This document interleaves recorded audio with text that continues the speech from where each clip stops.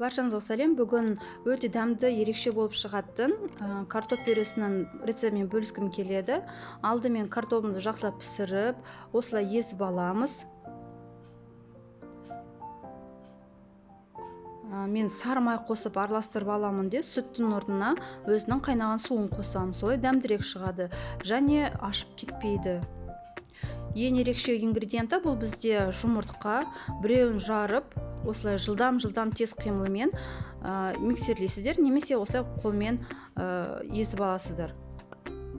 Мейрамхананың пюресінен артық болмаса кем болмайды, және бір ерекшелігі екінші күні де осы өзінің елгіш қалпында сақталынып қалады.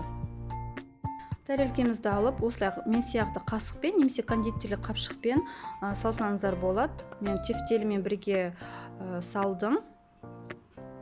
Котлетпен немесе шұжықшалармен де осы рецептпен пюре дайындауға болады. Дәмі өте керемет.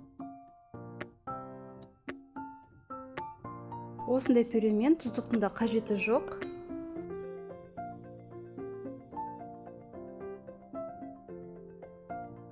Дәмді болсын. Назар қойып қарағандарыңызға рахмет. Каналыма тіркеліп, лайк басып, қоңыраушаны басып қойыңыздар. Келесі рецепттермен кездескенше.